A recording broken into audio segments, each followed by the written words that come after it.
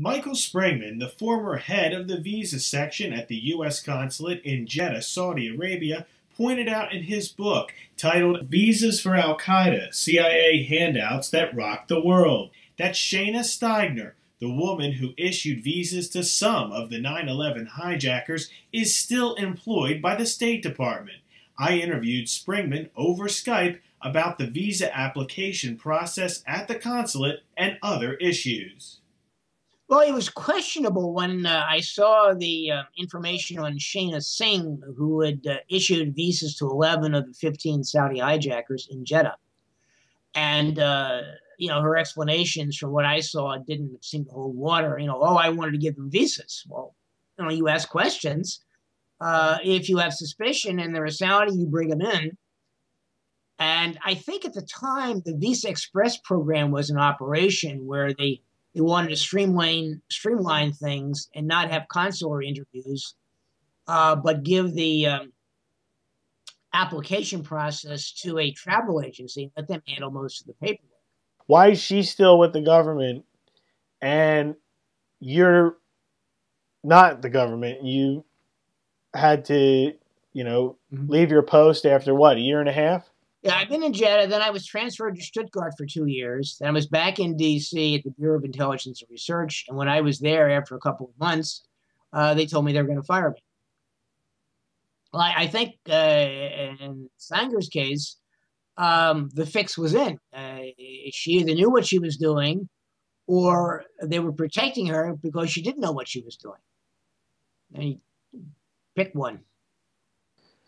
Comparing it to what happened to you, what goes through your mind after getting all that information and looking at the situation? Well, what goes through my mind is I'm damn mad, I'm irritated, and I think it supports my decision to publish the book and try and get the word out in any way, shape, or form I can. I want to expose these turkeys.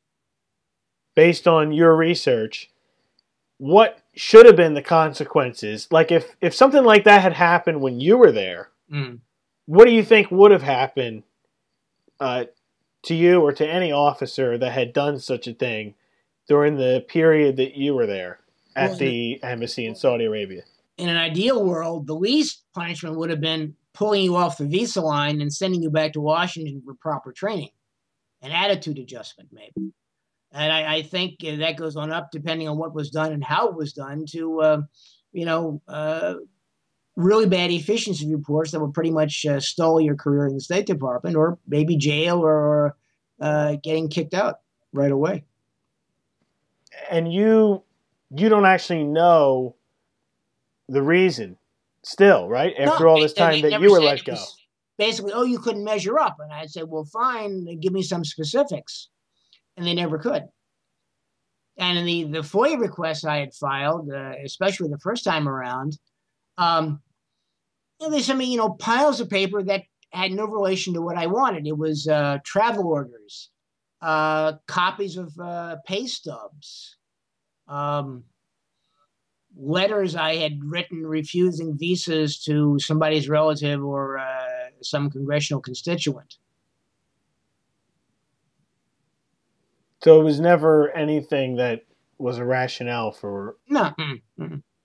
And you didn't think you should sue the government or anything after it happened, or did you contemplate it? Well, I did, and I went to an attorney who, in fact, had got me into the government when the State Department refused to hire me because I couldn't run away from terrorist bullets.